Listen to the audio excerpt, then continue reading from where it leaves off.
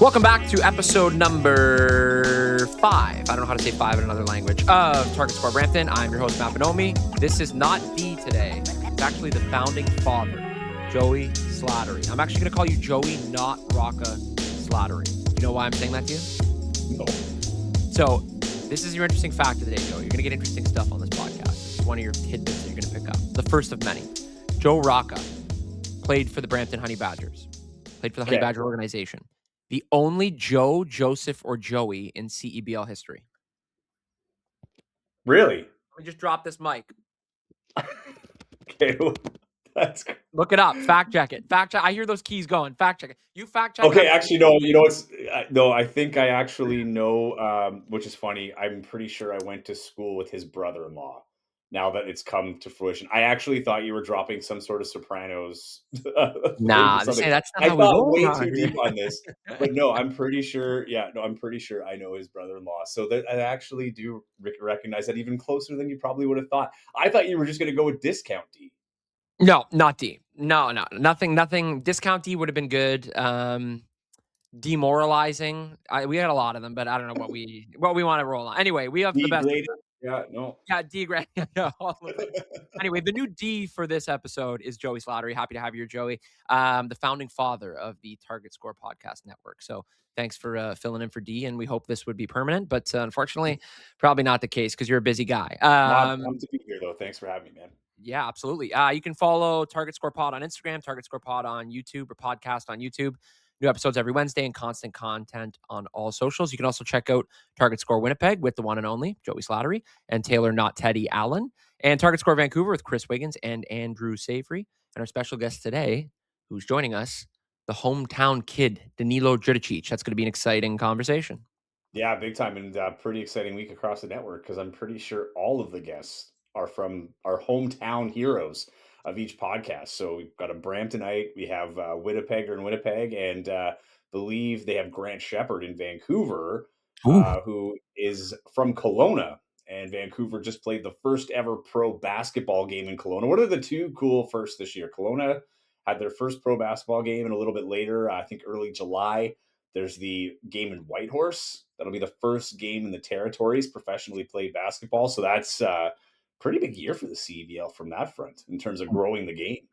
Little Shep, a little homegrown seasoning there, or home seasoning, I should say, maybe. What about Yukon in the summer?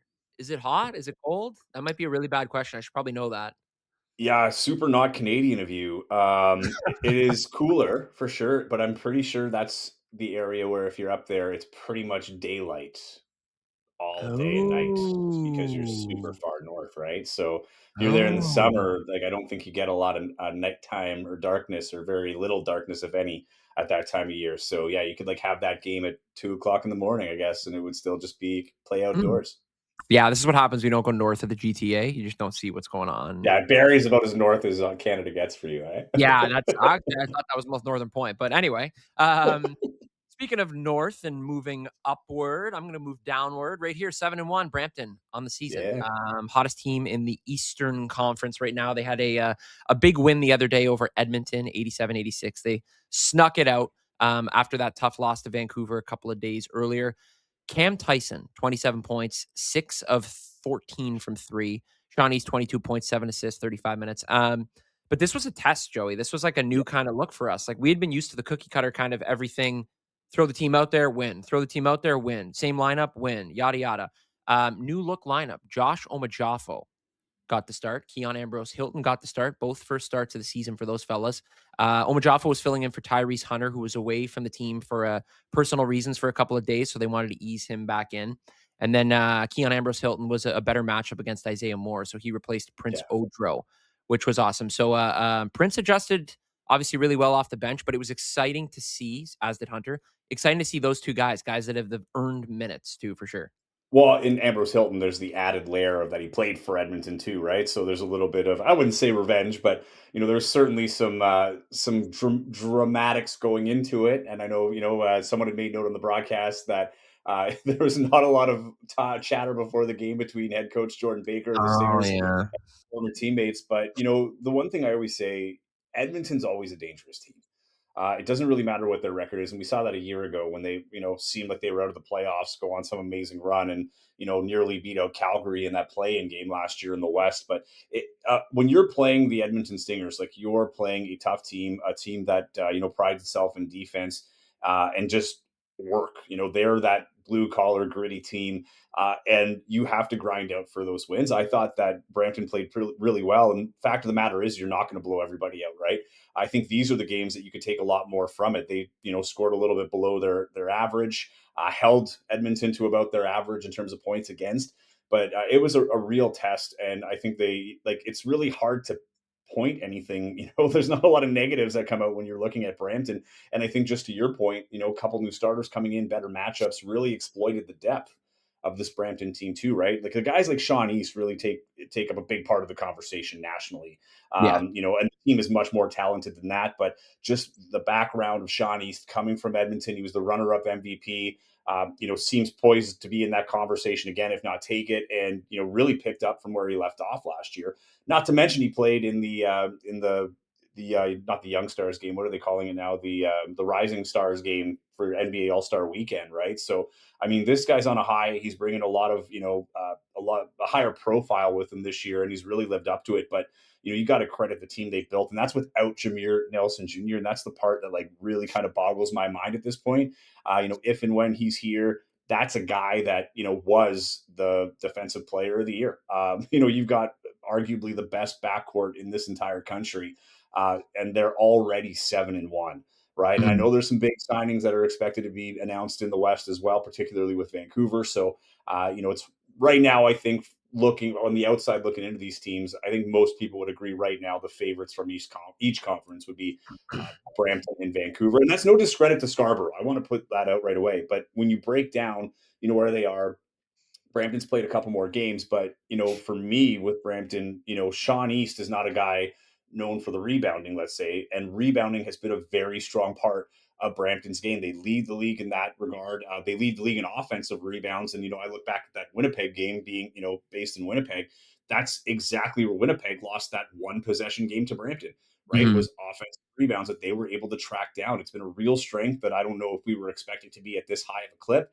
But we talk a lot about the scoring. Their scoring's been okay, right? They're averaging 90 points. It's not the best in the league. They're really good defensively, really sound already. And like I said, you bring in the reigning defensive player of the year. That's going to be another tool to an already strong defense. But right now, looking in, you have a lot to be optimistic about in Brampton. Simply because you're 7-1 already, and you're not even at the expected complete team. So this is a team that's been absolutely rolling. And there's no reason to believe that it's going to slow down, because I think if this were a flash in the pan, it would have slowed down already. Yeah, absolutely. You summarized that perfectly. I mean, for me to be speechless, pretty darn good, Joey. Pretty darn good. I mean, again, Yeah, take that, D. yeah, I was gonna say revoke D's whatever credentials, get him off the pod immediately, please, permanently and immediately. Yeah, that was obviously again hard fought win, and a win is a win is a win, right? So then Brampton goes on the road. They get their first taste of the back-to-back defending champs, Niagara River Lions, pull out a 97-86 win in a game that was never really close, 27-point lead at one point for Brampton. But the story of this one, like, again, I'm so perplexed by this all the time. When Sean East can put up 24 points, 6 boards, and 6 assists, and you're like, "Okay, someone did better than him." Cam Yeah, Tyson, 29 points, 9 rebounds, 9 threes. So in the opener this year, he broke Christian Vital's single game record in Honey Badger history with 8 threes. And then he just smashed his own record that he set and he hit 9 threes. I mean, that guy is like, we had him on the pod last week and to listen to like the guys that he's learned from, the people like he was like neighbors with Zach Levine. He's talking about how yeah, his brother and his dad were so big in his life. And like I said to him, I'm like, yeah, like the scouting report for you is literally don't like let you inside the perimeter, don't let you outside of the perimeter. And he was like, well, it's kind of crazy how like I'm thinking like that's kind of nuts how that's a thing. It should be the other way around, maybe. I yeah. don't know. I would guess, but for a guy like that, it's like it's just the gift that keeps on giving. Totally. I mean, and that was a great interview, by the way. For those of you that are tuning in for the first time, might have missed that one. Go back and listen to that interview. Really interesting, upbringing on the West Coast, as you mentioned, Zach Levine, and how like it wasn't even his passion to play basketball until later in life, which is crazy to think, and just how effective he's been. But when you have a guy making nine threes, uh, safe to say you're having a good time. You know what I mean? Like there's a lot you don't have to worry about. And that has been, he's one of the other guys on this team that, I don't know how much outside of Brampton people were, super stoked about it or whatever the case may be. But another player that, plays such a high profile role, right? Like being that Yeah. shooter, having that knockdown shooter is huge in this league. There are some teams that really depend on that 3-point ball, right? And you have a guy that's nailing nine of them in a game is wild. And here's a guy that is he's quick, he's athletic, he's got the experience. But I think in that game too against Niagara, like the significance of that win for me is Niagara is a little struggling out of the gate. They started later than everybody else. Mhm. They're below 500, but they're a team that is scrappy and is feeling the urgency a little bit earlier than they probably would have expected at this point. And this is a team that you're very likely going to play in the playoffs, and to have that kind of assertion of being able to exploit those weaknesses, you take a lot of clout with you going into that one. There's a lot of doubts for Niagara coming out of that one, thinking of those matchups coming ahead. They have more to figure out, and if you're Brampton, now it's just a matter of, okay, how do we keep this going? We figured it out. Now we just got to make sure we can maintain this and make sure that when it gets to playoff time that we still have these weapons. But I don't think it's anything schematic. It's just this team is so talented and so effective that you can know what play they're going off, or where the ball's going to, and it's still hard to stop. Yeah. I mean, the crazy part too is like we said, like you said, the get into the depth of this team too. They ran that same starting lineup again with Omajafo and Ambrose Hilton. Omajafo had 19 points and Ambrose Hilton went 7 and 7, 7 points and 7 boards. So they blended so well. Big statement win on the road against Niagara. And they got it rolling. They got it rolling. So I'm going to ask you something now, Joey. And again, I don't want D to take this personally. I think he's going to think it's a height joke. You can't see how tall he is at home because he's only on screen, chest up here. Come out to a game at CAA Center. You can really check it out. But you see over top of all of the Eastern Conference stuff, all the hype, right? Like in Ontario here, we're like, man, Brampton, Brampton, Brampton, Scarborough, Brampton. It's going to be back and forth, but we think Brampton has the edge. What is the perception of this Honey Badgers team from your point of view? And again, Winnipeg play-by-play guy, you see a lot of Western stuff. What's your perspective on this Brampton team? Can they be a real threat, you think? Obviously, Yeah. you said it's not a flash in the pan at 7-1. It would have burned out by now. But what's your kind of I would say maybe your highest point or your peak for this Brampton team? No, I don't think it's a stretch to say that, they were the early favorites even before the season. If you're putting the predictions down of just the roster they were able to build this offseason, and the skill that they have on both ends of the floor, like even a Keon Ambrose Hilton, like you watch him play in Edmonton last year, like this guy was a strong role player, right? Can fill in as a starter, can come off the bench. He's a presence inside, both defensively and offensively. Like it's a pretty complete team. And Alex Serta really seems to have these guys clicking a lot, right? In terms of just the camaraderie that they seem to have. They seem to be having fun, but there's a professional note to it, right? Like it's not too much fun, if that makes sense, at least when you're watching it on the broadcast, and seeing the kind of style that they bring. But Scarborough was a bit of a surprise simply because we didn't know what their team was going to look like up until like a day before training camp, before Quite they released literally, any yeah. roster, right? And they've built a great team. It's very offensive heavy. You can look at the point differential, for instance, right? And this isn't the be all end all, but you know, Brampton has scored 39 more points than they've allowed, and that's by far tops in the league. The second is 26 for Scarborough. Scarborough scores more points in a game, but Miles Powell is a huge reason for that. They're not a Mhm. one trick pony, but that's a lot of points on one guy if he's not in the lineup, whether it's I don't know summer league or whatever else there is. Not saying he's going to summer league, but it's a guy that provides a big brunt of the points. He's hard to stop, and he's a huge focal point for defenses. But I think Brampton is built for that team, and I would love to see them go head to head as is, healthy in a conference final. I think that would just be huge ratings and huge scenes for the CEBL in the East. But no, I think the East has also gotten stronger this year. I think for the Yeah. last couple of years, it was kind of, Niagara and, that's pretty much it. Scarborough, Niagara were kind of the big teams in the East. They have a few great players, but they kind of roll through the East. And then the West was always a little bit more congested, right? Like a team fighting for that last playoff spot might not have a record that far from top spot, making it that much more competitive through and through, right? And we saw that last year with Calgary. They almost lost at home to Edmonton in that play-in game. Then they go to Vancouver, where Vancouver's the heavy favorites, and yeah, like there's controversy around that game and everything else, but they still won, right? And the controversy only exists because it was close. Mhm. So this year, I think there's a little more parity, like west to east. We don't talk about Ottawa ever. And Ottawa to me is a team that's, I'm looking at, they're 500 right now at 4-4, but they played a lot of close games. And, guys like Javante Smart on that, Cleveland on that team as well, Fudge. Dude, we talk a lot about Scarborough and Brampton, but I would not want to play Ottawa as I know them right now in the playoffs. I think this is a team that can upset anybody. They're flying incredibly under the radar right now, but they've quietly put together a good team. And even Montreal, like I look at Montreal, another team that's struggling at 3-5, but they are talented. They just added Warren from Winnipeg, who left Winnipeg going there. I mean, Montreal is last in the East right now, and I'm still looking up this team. Like I watch a Montreal game, and I'm entertained. Like I'm Mhm. kind of trying to figure out why they're not winning more games. Um, but yeah, no, the East is a lot stronger. I think the West this year is taking a bit of a dip in that sense. You look at Calgary, 0-7, just fired their head coach in Perry Wang. Trying to figure out, this is a team that is perennially good. Like they've every year since they've been in Calgary, this team has been in the Final Four. So we're not used to seeing them lose 7 in a row, let alone not have a single win. And then Saskatoon struggling too, going through their rebrand. But again, another team, when I look at Saskatoon, way better than their record would suggest. But the East, though, and Niagara, I mean, 3-4, they're going to figure it out.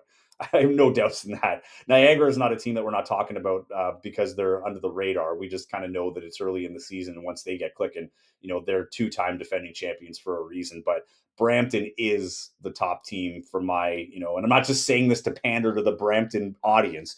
I think Brampton is the team to beat this year.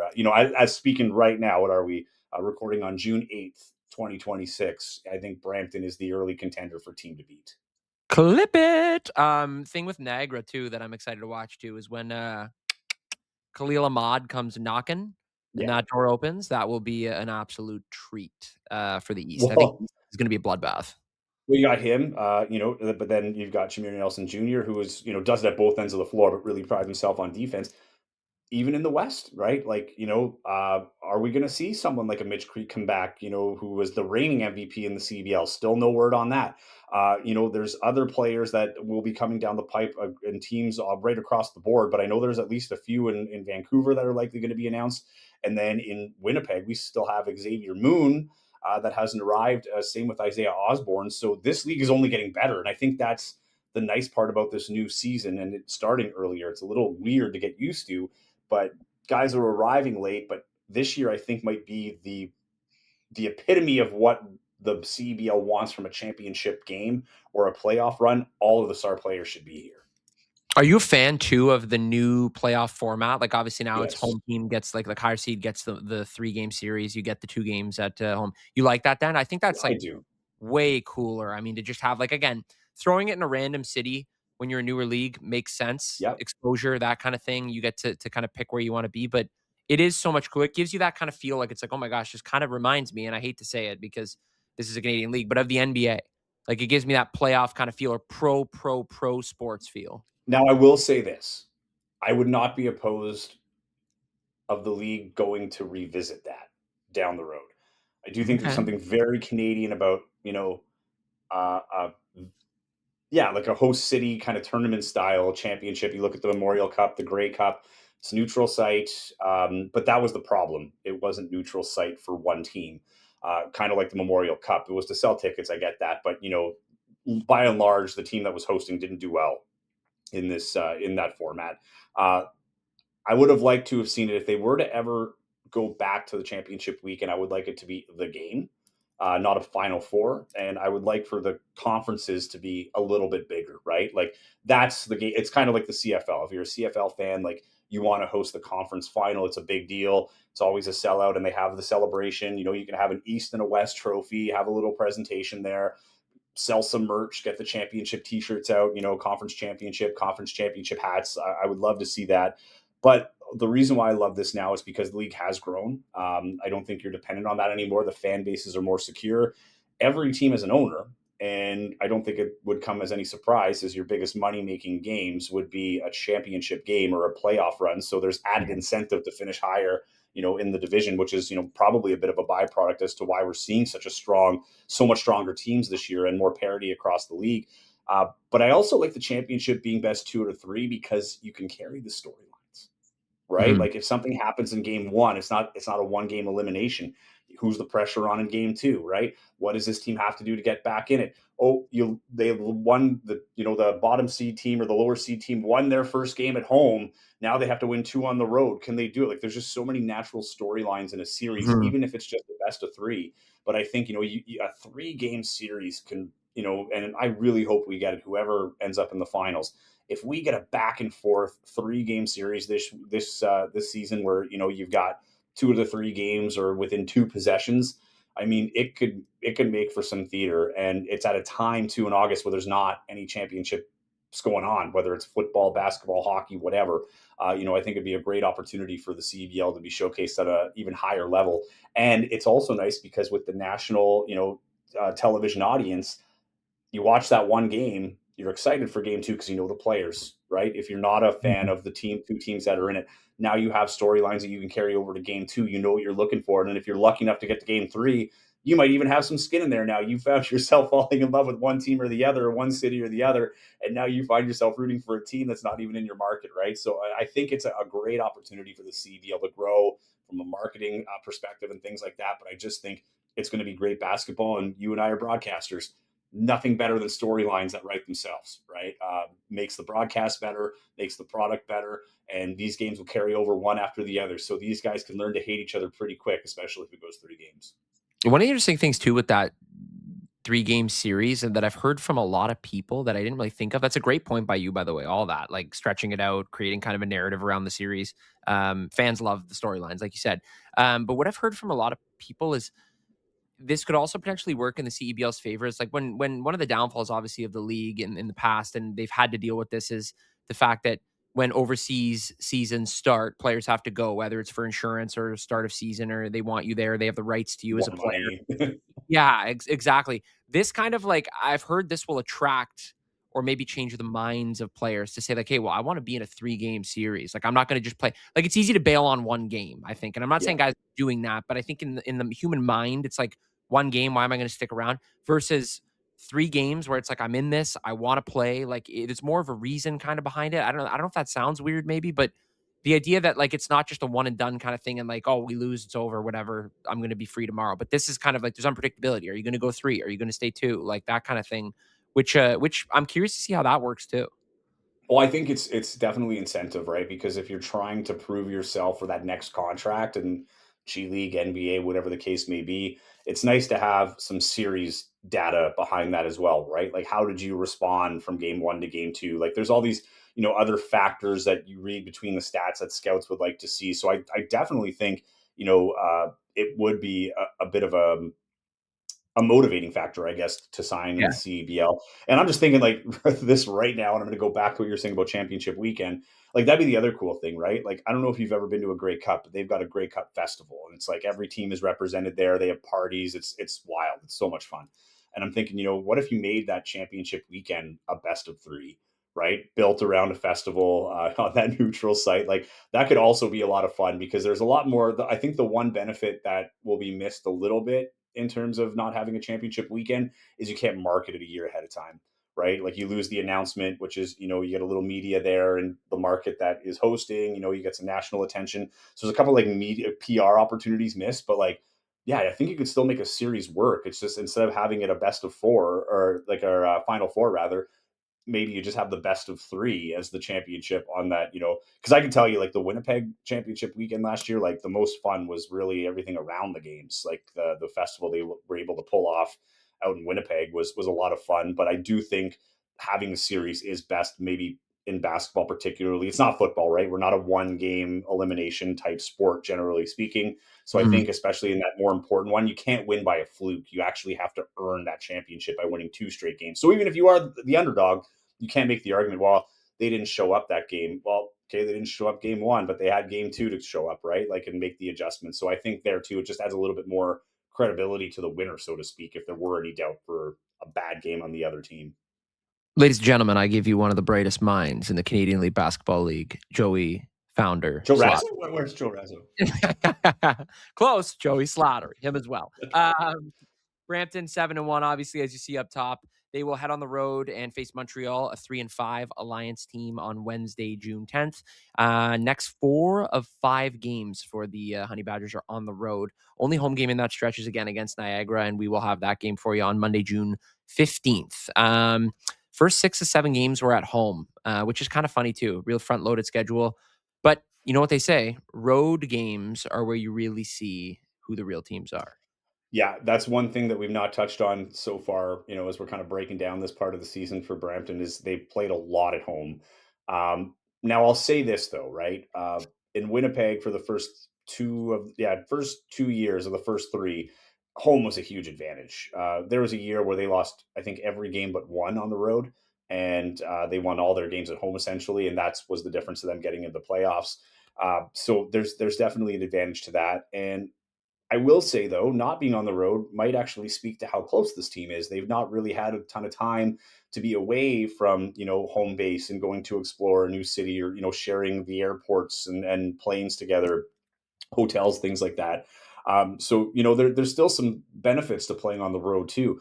I think the other thing too is a lot of what I hear a lot in Winnipeg from players coaches is everybody brings their best game to Winnipeg. If you've never seen a game in Winnipeg, it's just they play in the NHL arena. They average anywhere from like 6 to 8,000 fans a game. They've had as much as 11,000, whatever it was. So it's big time, and a lot of players come there motivated. I don't think Winnipeg gets any team on their worst day when they're playing in Winnipeg. Whereas I feel with Brampton, that is a little bit of the advantage. It's less now because the atmosphere's totally changed in Brampton. But that, like, I think the hardest thing to get, to kind of get up for if you're a pro is like those day games, or coming from a market where you played in front of 5,000 people, and then you'd have to go to a smaller audience and things like that where it's a little quieter. I think there's a bit of an advantage to that for sure. But I think that will be a good test though. Get on the road for a few, hit that adversity on the road where you can't go home to your own bed. You can't, the video sessions are on the road, whether it's in the hotels or in a conference room, whatever the case may be. That'll be a good test. But I wouldn't take the credit away for the record. It does help that you're playing at home, but I have a really hard time saying it's because they played at home. Definitely some benefits, and they probably had some friendly home bounces on a couple shots here and there. But this team is really good, and I don't anticipate that a road trip is going to derail this by any stretch. All right, so we got you on the pod. We got the last couple of games broken down. We got a D chirp in, and I think the only thing we're missing now is a Danilo Djuricic interview. Are you ready to? Blah, blah, blah, blah.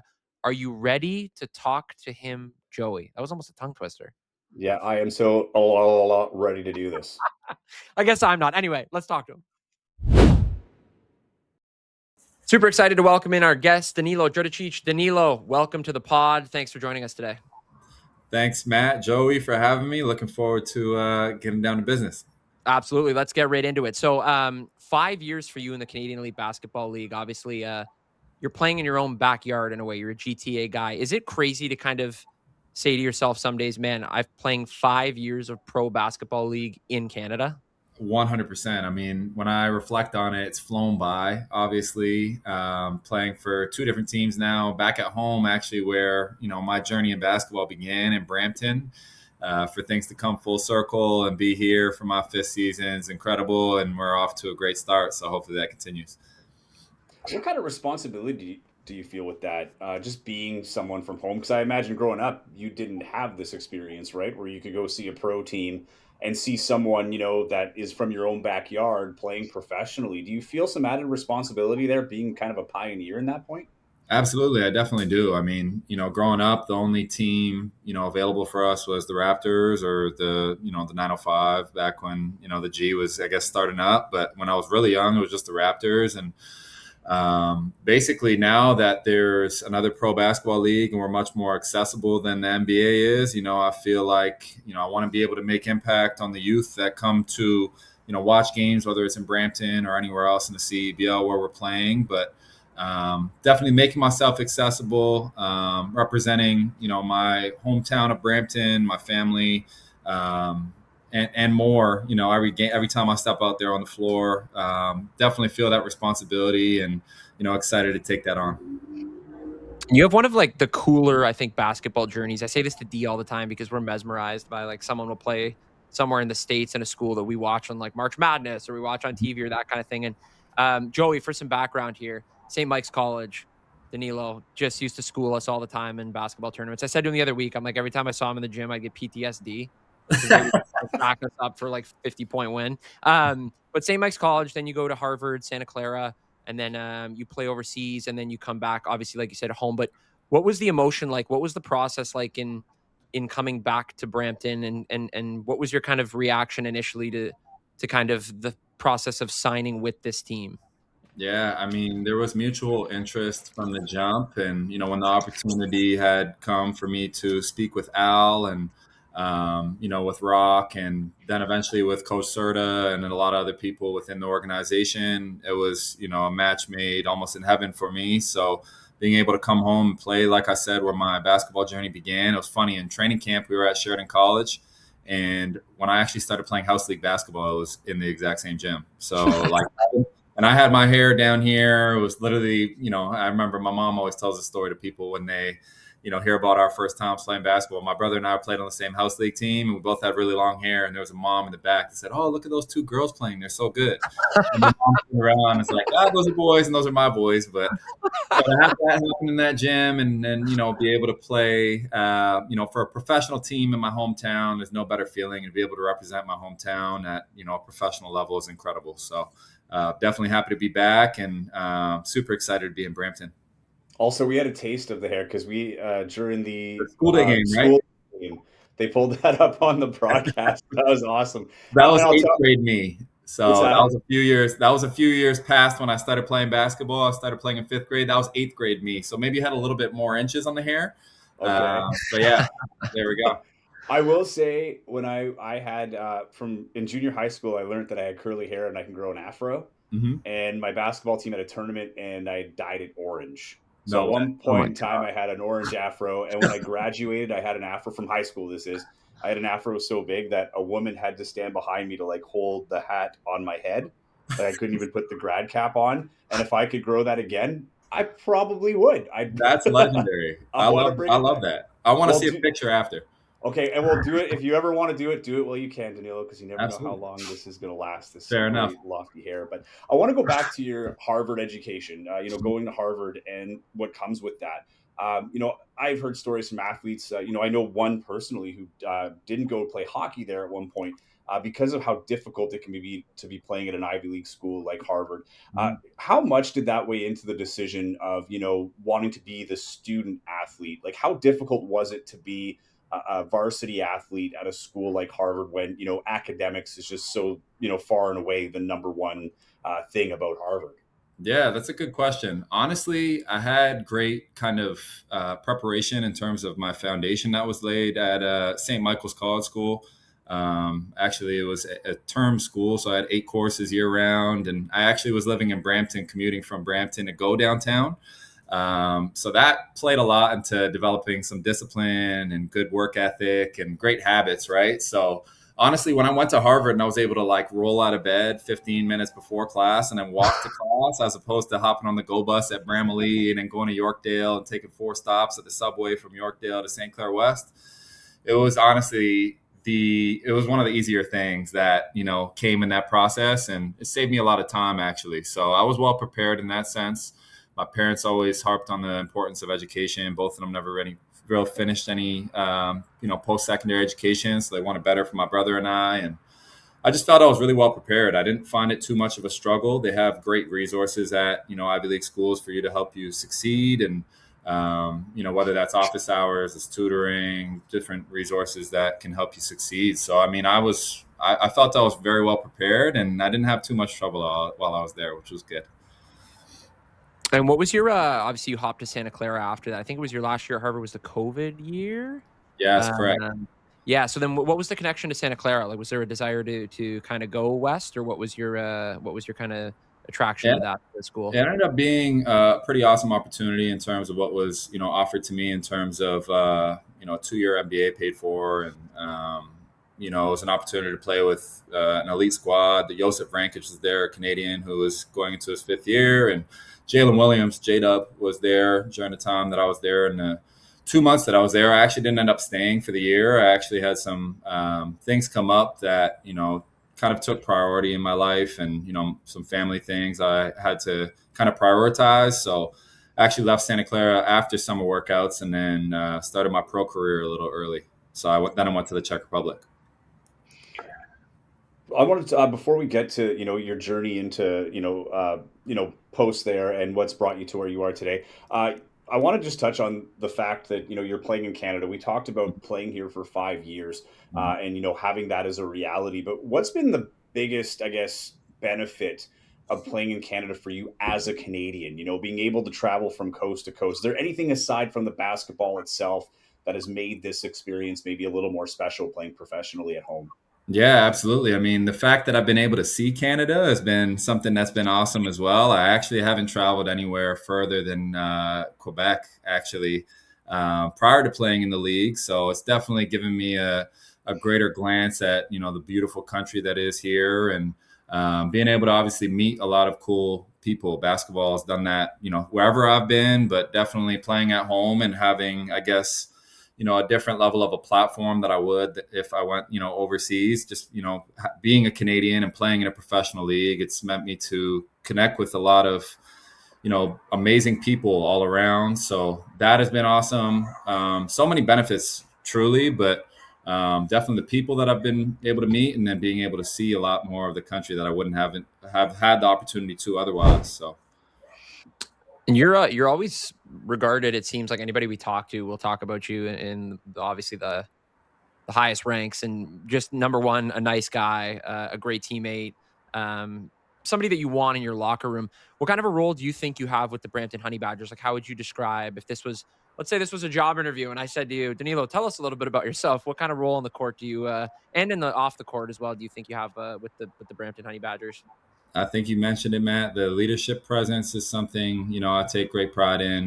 Being my 5th year in the CEBL, I possess a lot of leadership qualities that, others may not have been able to experience just due to the, difference of me playing here for a long time. I feel like I can connect with anyone, try and, whether it's through jokes or through basketball itself, I try to connect with everyone that I'm around and show appreciation to staff, teammates, leadership, whoever it is. And, I really try to be a connector, both on and off the court in terms of, my play, and never been one to kind of, worry about the box score. I've always been trying to, do little plays to help my team win. So if that's setting good screens, boxing out every possession, whatever the case may be, trying to be a connecting piece on the court, and then off the court, the same thing, with my, vocal leadership, teaching guys, guiding them along the right way, and just making sure that guys are always connected. That's something I truly value, and I've seen it in terms of the teams that I've had success on and won championships on.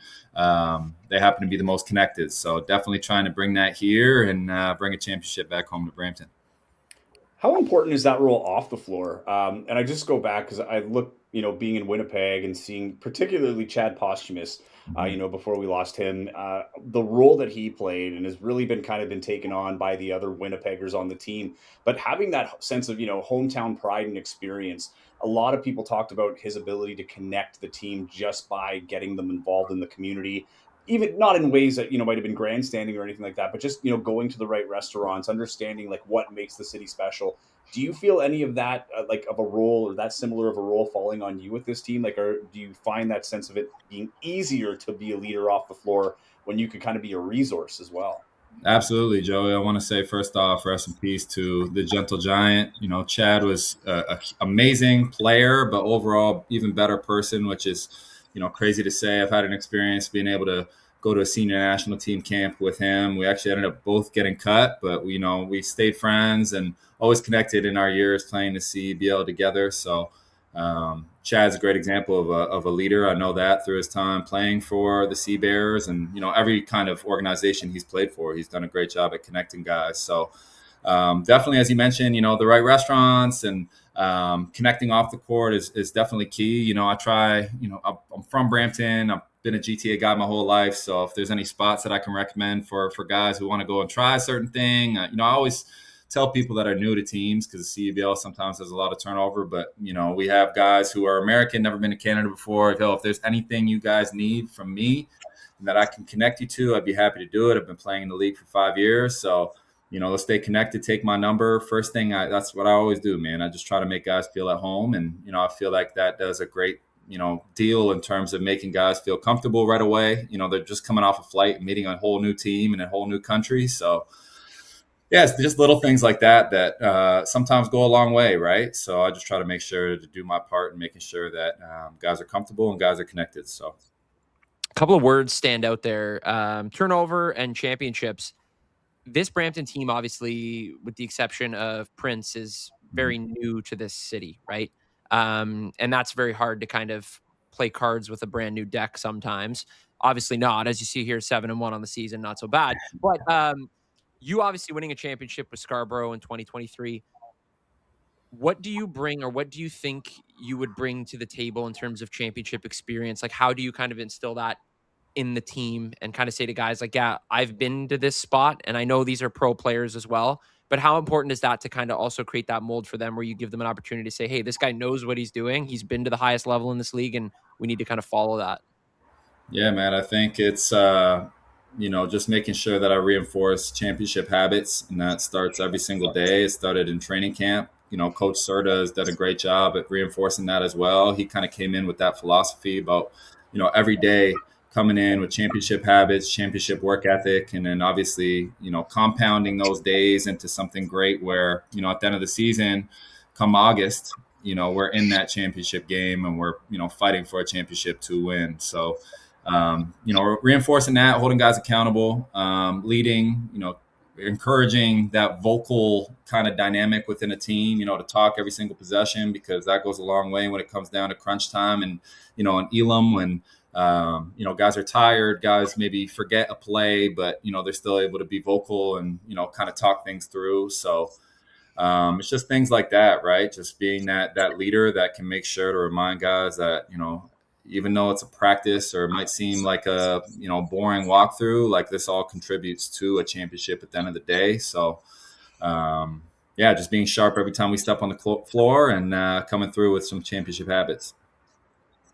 What was an element for you that you noticed when you were playing on the championship team in 2023 that might reflect this team? Was there any specific thing when you look back at that journey that was, sticks out as the aha moment? We really had this one thing that felt special and you believe it to be the key reason you got to a championship. And do you see that or anything similar with this team? Yeah, I think with that 2023 Scarborough team, we were just so great of friends. I've known a lot of those guys from back when I was, young, playing with Team Canada in the youth stages. Khalif, Isaiah, Mike Kabongo's a guy you always heard of, Daniel Mullings, amazing leader, amazing teammate, but just a bunch of guys, just to name a few, right? Like there were just so many guys that we were all connected so well. And obviously in a short summer like the CEBL is, you got to gel really fast. And I feel like this Brampton team that I'm a part of so far, we've all gelled and come together very quickly. It's led to the success that we've had so far, but the dynamic's always great. Like positive vibes in practice, guys are joking around, but when it's time to lock in, for the most part, it's been 100% locked in. It just feels like everyone has bought into the same goal, same type of destination, wanting to, bring a championship to Brampton. You could see that, with guys accepting roles, with, guys being bought into what is at stake and what we're working for. And then, obviously just being together. So definitely can see that. And that's definitely a similarity to that championship team. So hopefully that, leads to one at the end of the day. We saw you too. I think it was a school day game, I want to say. After the game, you guys obviously pick up the dub. You're signing autographs for like felt like forever, and kids are like hurting, and the teachers are like, we got to go to the bus, and everybody's just like, I think D was signing autographs too somehow. They probably got you guys confused. But what does that mean to you to have the support of the community, and especially young kids? You said youth a couple of minutes ago, but to have that support of kids that could be the next generation in the Canadian Elite Basketball League, what does that mean to kind of have them on your side of the fence? It's super powerful. I mean, we've had a pretty good turnout at games so far, and we hope that obviously that continues and improves throughout the year too. But that school day game in particular, obviously, it's a great game and atmosphere for young kids to look up to professionals, and have them accessible to them, like I mentioned earlier, right? So, we stuck around and signed as many autographs as it took, but we just hope that we can inspire and show that it's possible to be from Brampton, play professional basketball, and go above and beyond whatever they do. So, autographs are very important to us as a team to obviously, look at supporting our fans who support us. That's been a huge thing that, Big Al and the leadership team has been, emphasizing throughout the season. So, we'll continue to do that. We're very thankful for the support, and we just hope that we can continue to inspire the next generation of young hoopers from Brampton. Great segue to this next fact. See, I told Joey, I knew it. I was going to do that, and that's called the alley-oop. Go ahead. Thanks for the alley. I'll take the oop. Hey, you're an author. You've recently published a book, a children's book called Shoot for the Stars. It's an interactive coloring book. What led to this? What made you want to get into the publishing business, particularly with children's books? It's always been a bucket kind of list thing of mine to publish a book. So a children's book was something that I just felt connected well to me in terms of, me wanting to make myself accessible to the youth and be able to impact, inspire, as we've, that's been a theme throughout. But I've never really had, just looking at my experience growing up, I didn't have the accessibility of pro guys, to be in the gym as much and, to connect with. And that's why I try and make myself accessible to be able to accessible to inspire the next generation. So if I can do that through a book and inspire someone who's passionate about basketball, likes basketball, but also, is willing to, look at the school part of things and like the title of the book says, Shoot for the Stars, because anything's possible. I'm a young guy from Brampton, and I was able to go to Harvard. I was able to play professional basketball, right? Like anything's really possible if you set your mind to it. My mom and my dad were always, huge believers, and my brother and I, and they told us to shoot for the stars. So it kind of just felt right in naming it that. Really proud of the fact that I was able to bring this to life. It's something I've been working on the last couple of months, and definitely hope that I can inspire some other young people to shoot for their stars.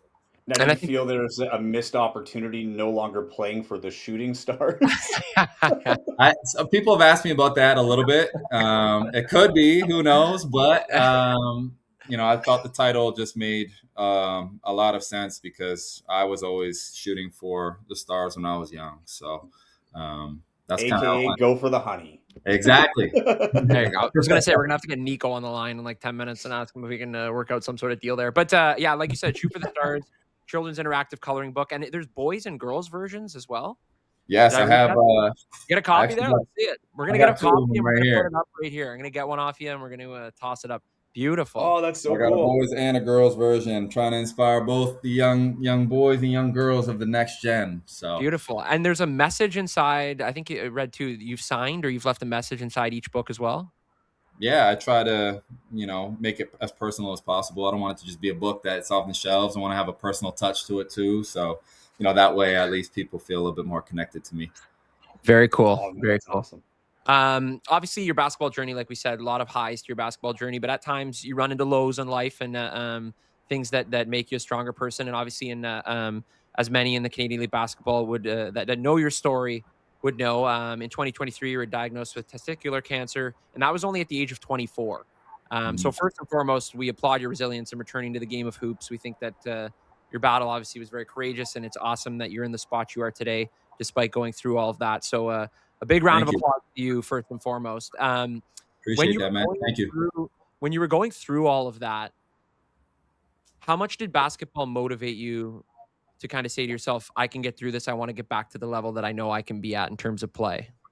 Oh, it was huge. I mean, I always, I have a different level of love for the game. And, when that was taken away from me in that 2023 season, obviously we were able to have success and win a CEBL championship. It sucks that I wasn't able to play, but I was still obviously part of the team. Um, Basketball has been a love of mine, and it's been taken away from me at different points, whether it was injury. COVID actually cut a lot of my college career short. And then to be diagnosed with testicular cancer is something that obviously came out of nowhere. I never would have thought that someone young could be diagnosed with cancer. Never really learned about it really in school. Wasn't really made aware of it. It was devastating knowing that I couldn't play for the near future. Luckily enough, I had caught it early, thankfully, to the advice of actually one of my best friends, my college roommate, PK. He was going through Columbia Med School, and kind of just made my college roommates and I aware of the fact that men have to check, themselves just as women do in terms of searching for breast cancer. So it's something that, in a way, almost I could say saved my life, because I never would have checked right prior to knowing about that type of personal self checking. And then 8 months later, I actually found the testicular cancer. So underwent that journey. Luckily enough, it was early. Did a removal of one. And basically, I was out for a number of weeks. I decided not to go overseas and play that season, but basketball was something that has always been an outlet of mine to be at peace and work on something that I love. So I grounded in the gym all year and kind of got myself ready for another CEBL season, because I didn't want my career in any way to be cut short or label or kind of let cancer define me in any way. So it kind of gave me some motivation to come back and get back to the player I am, and I was. And I'm lucky to say that I was able to do that. I had a great circle behind me to support me through that, and ended up getting back to where I wanted to be in terms of playing back in the CEBL and contributing to wins. So, How does your perspective just generally in life and even how you approach basketball change when you go through something like that? Especially when you consider, like the life threatening aspect of it, but also a basketball career on average is not very long, and having, being forced to take a year away, to focus on your health and recover. Like, how has your perspective changed from day to day when you're heading to the gym, maybe then, compared to what it was, pre-cancer? yeah, absolutely. I mean, I joke around with a lot of people about this when they've asked me, how has my perspective shifted? But, as a young guy, you always think, oh, I got to go to practice. Practice sucks. I'd rather go play in a game. Like, we got to really mull through this. Oh, it's boring.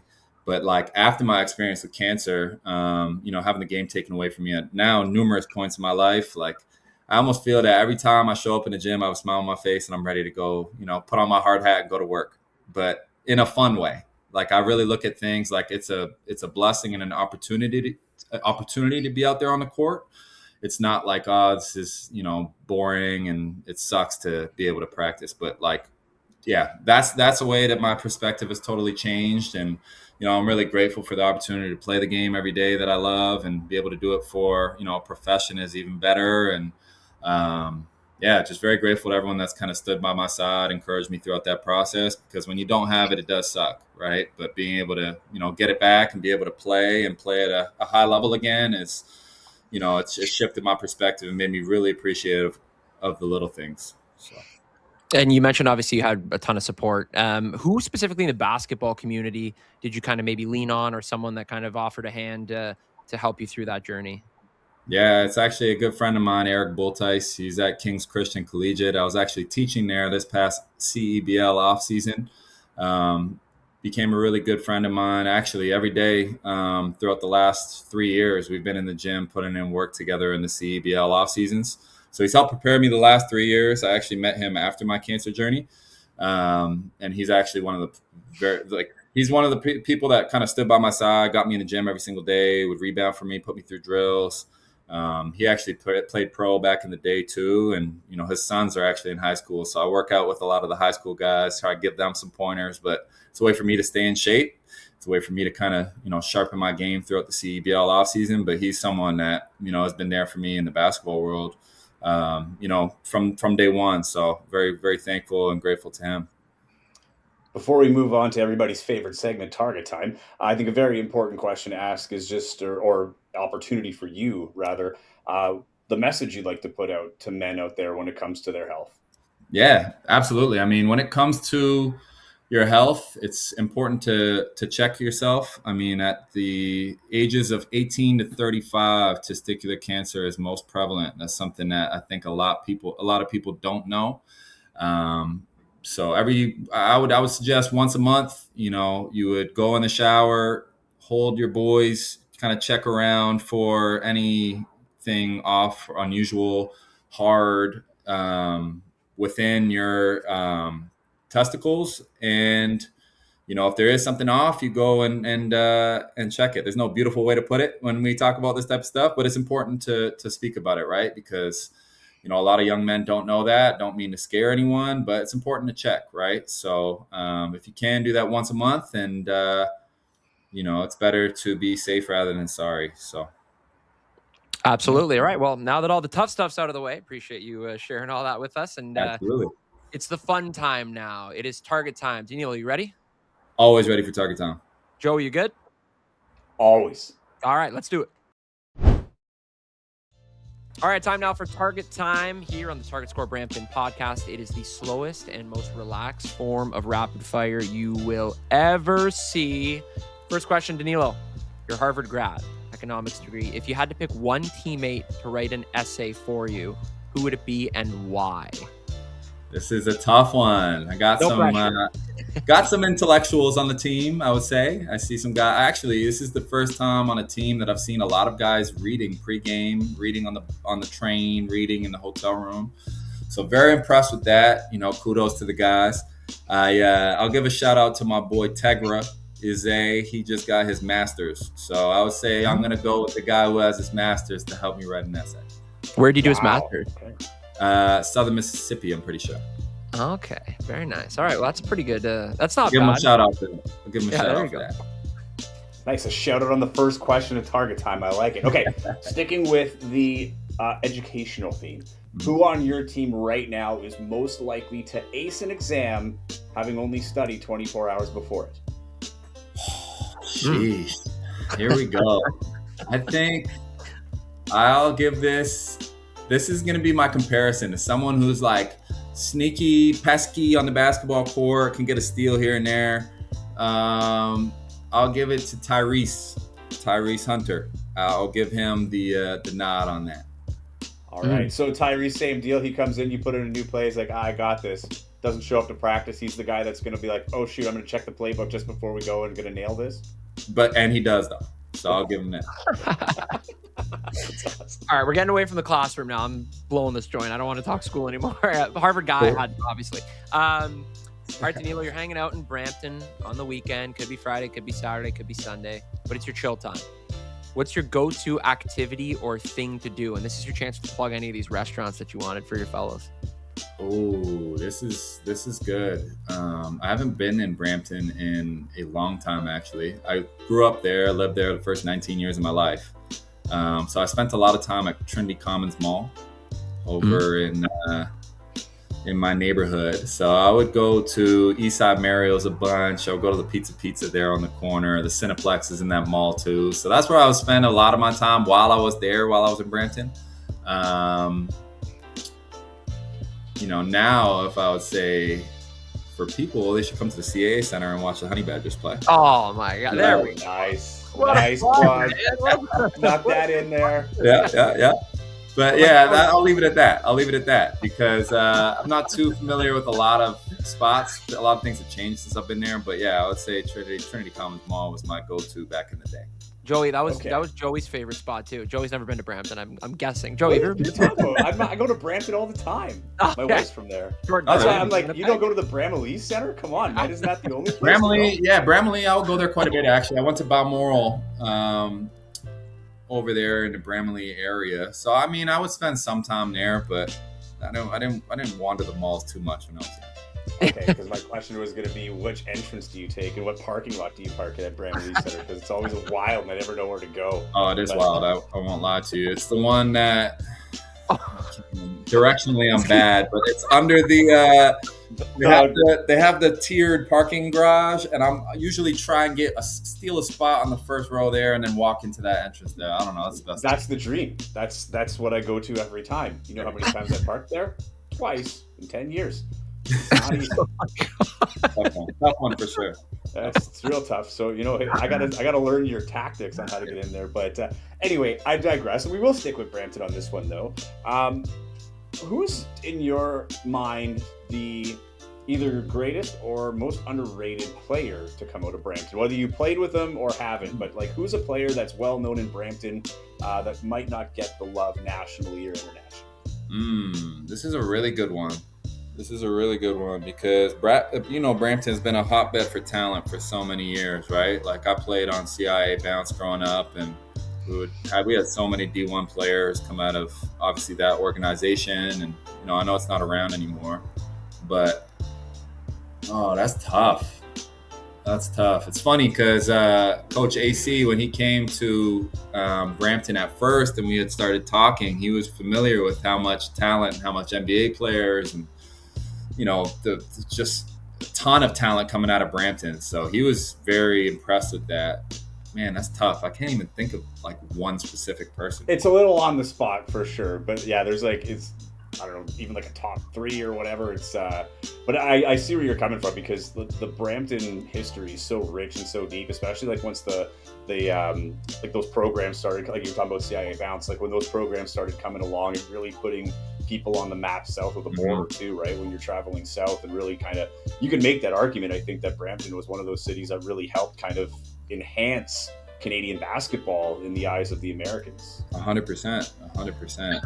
Yeah, I don't know if no names are coming to mind right now. It's okay, I'll give you a pass because I technically got 2 questions in there because we talked about the parking lot at Bramalea Center, which is just great content for a podcast. Okay, good. The ratings just boosted. Thank God you didn't ask me, because I would have had no idea. I didn't know Tristan Thompson grew up in Brampton. I didn't even know that. But I don't know if he was born. I don't know. I thank God you didn't ask me that. All right, let's make a hard pivot here.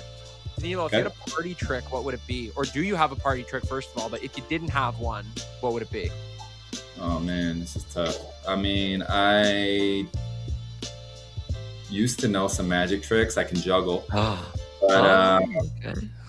Yeah, as of right now, I'll say I don't have one, but I feel like magic is a super cool, like card tricks. I feel like that's a cool thing to do at parties. And I would probably go back and do my YouTube tutorials to get back sharp on them. Has anybody asked you to do half-court stuff or half-time magic shows or anything yet? No juggling? No, but I don't know if I might need to be in the locker room. Maybe the last 6 minutes when we're allowed out, I'll just do a quick rapid fire. That might be good. All right, Danilo, you have your choice of any CEBL city to have an off day and off night in. Which city would that be? Off day and off night. That's tough. Yeah, you're on the road. There's no practice. You guys have a full day, full night to go enjoy the city, sightsee, whatever you want to do during that day. What city would you choose to have that in? Honestly, Calgary. Calgary's been, obviously being there in the summer. I don't know about how it is in the winter. I know it's very, very cold.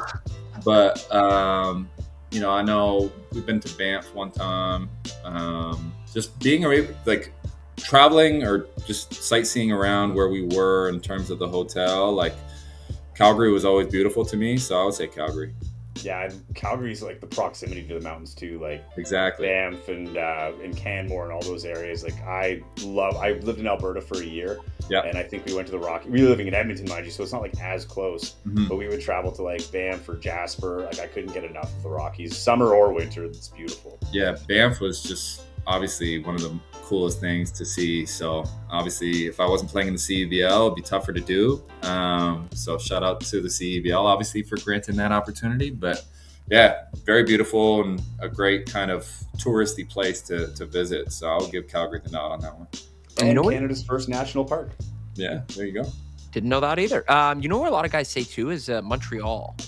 Oh yeah, Montreal. A lot of people love Montreal. Yeah, I don't know if there's a good nightclub scene there. I don't know how that really works. Maybe a day club scene if you're Joey and during the day. Yeah, Montreal. I was waiting for Montreal to be on that on the radar there. But all right, little personal thing for you here. You're a Skechers athlete. How many Yes. pairs of kicks do you go through in a season? Oh, that's a good one. My Skechers team is super great in terms of, their sneaker allowance in terms of a year. So I actually don't run through the entire amount, which is awesome.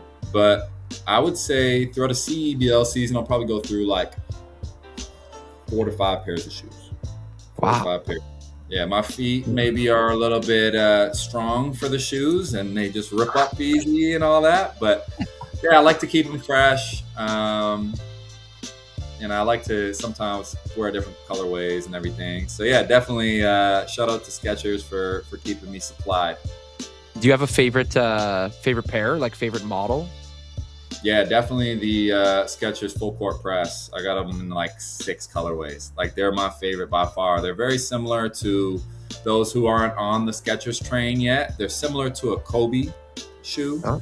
So yeah, just love the way they feel. The cushion's great. Definitely the most comfortable shoes I've worn in terms of on court and off court, for sure. I wanted to actually find that comfort level because I tore my plantar fascia while I was with Scarborough one year, and I was like, yeah, I'm going for comfort over everything now.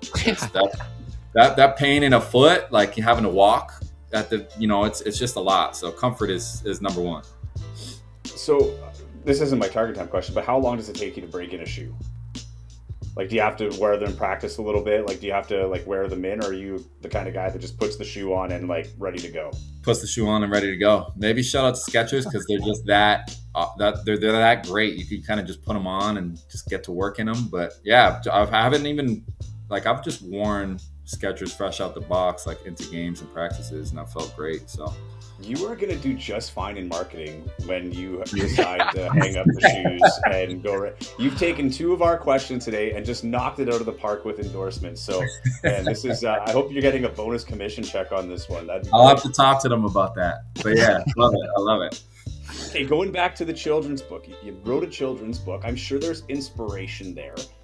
So I'll tier this question. You can answer it how you want. Either your favorite children's book growing up that you still remember to this day, or your favorite children's book character or series. This is easy. All the Places You'll Go by Dr. Seuss. My mom always used to, actually she gave me a copy at my high school grad, like just a book that she always used to love reading to me as a kid, and that stuck with me for a long time. So I wanted to have something similar to that. Actually, my mom was the first one I gave my book to, signed it with a nice message on the inside, dedicated to her. So funny enough, look who's calling me, my mom. Oh, pick it up, guy.